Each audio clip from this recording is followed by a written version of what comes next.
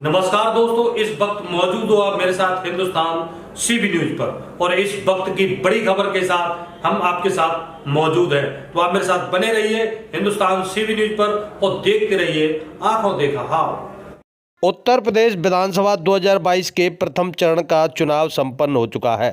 ताजनगरी आगरा में कांग्रेस प्रत्याशी उपेंद्र सिंह ने शासन प्रशासन पर धांधली का आरोप लगाते हुए कहा है कि आगरा ग्रामीण विधानसभा सीट पर भाजपा की ओर से पूर्व राज्यपाल बेबी रानी मौर्य चुनाव लड़ रही हैं।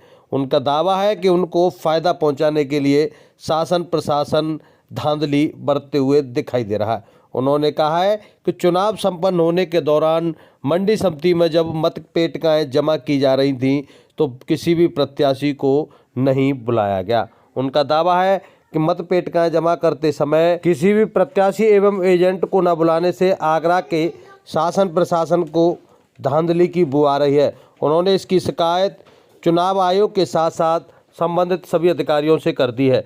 तो आइए जानते हैं क्या बोले कांग्रेस नेता उपेंद्र सिंह और किस प्रकार उन्होंने धांधली का आरोप लगाया है। चुनाव हुआ है और उसके बाद में शासन प्रशासन की जो है एक गलत मंशा बिल्कुल सामने आ रही है और इन्होंने ईवीएम जो स्ट्रांग रूम में सील होनी थी उसमें भारी धांधलीबाजी एक प्रतीत हो रही है, क्योंकि ईवीएम्स आने के बाद में स्ट्रांग रूम में सील होने की प्रक्रिया में प्रत्याशी या उसके एजेंट का मौजूद रहना आवश्यक है और ये एक मुख्य चुनाव आयुक्त के द्वारा मैंडेटरी आदेश भी है।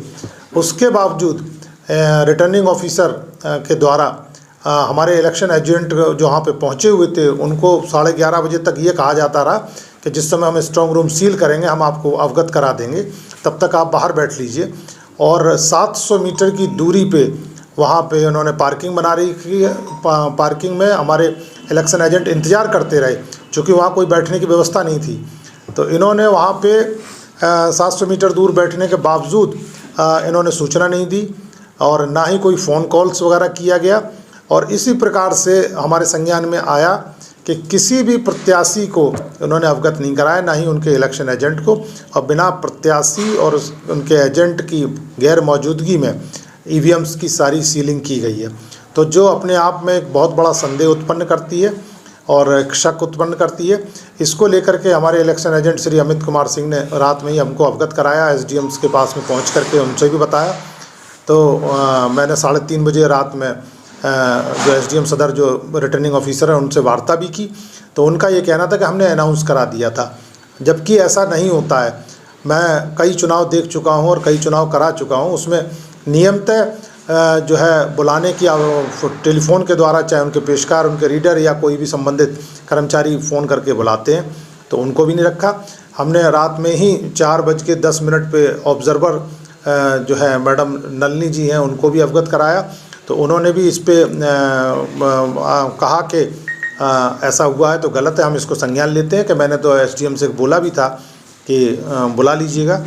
तो ये चीज़ें हैं। रात में ही मैंने डीएम को, chief election commission of India, government of India को, यूपी इलेक्शन को, सभी को अवगत करा दिया और सारी प्रेस जो है प्रेस को भी हमने रात में ही सूचना दी है कि इस प्रकार से एक बहुत ही बड़ा जो है ईवीएम्स को रखने में जिस स्ट्रांग रूम में, उसमें प्रत्याशी को बिना संज्ञान में लिए हुए एक तरीके का बहुत ही संदेह उत्पन्न करने वाला कार्य किया गया जिला प्रशासन के द्वारा।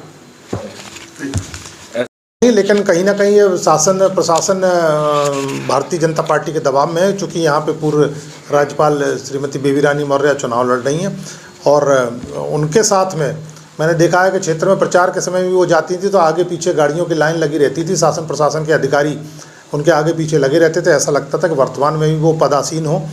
तो उन्हीं के कहीं ना कहीं जो है भारतीय जनता पार्टी के सारे पे सारी चीज़ें हुई हैं और अभी जो है मैं ऑब्जर्वर जो हैं उनसे मिलने जा रहा हूँ, 11 बजे का टाइम है और उन पे जाकर कोई आपत्ति करूँगा और इस मामले को मैंने अपने हाईकमान को भी, पार्टी के हाईकमान को भी अवगत कराया। कहती हैं कि जो है सही प्रक्रिया हुई है, तो जो रिकॉर्डिंग की गई है, जो एक सामान्य प्रक्रिया है, वीडियो रिकॉर्डिंग होती है, उस वीडियो रिकॉर्डिंग में अगर कोई भी प्रत्याशी या उनका प्रतिनिधि वहाँ उपस्थित है और वो कह देता है कि हाँ सारी प्रक्रिया सही हुई है, तो मैं मान लूँगा, कोई भी, चाहे हमारे विपक्ष का कोई भी हो। लेकिन जब उन्होंने किसी को नहीं इन्वॉल्व रखा है, चुपचाप जो है हमारे जो वोटर के द्वारा दिया गया हमारे प्रति विश्वास है, और उसको आपने चुपचाप अपने आप बंद करवा दिया गया। अब हम उसमें अंदर कहाँ कौन से दरवाजे टूटे हुए हैं, कौन सी मशीनें पहले से वहाँ पे मौजूद हैं, इस पे हमारा पूरा शक है, क्योंकि जब आपने हमको दिखाए नहीं है कौन से स्ट्रॉन्ग रूम बनाए हैं, उसको हमारे इलेक्शन एजेंट को हमको दिखाया नहीं है, जो कि एक सामान्य प्रक्रिया रही है, हमेशा ऐसा होता आया, ऐसा इस बार ही क्यों किया गया।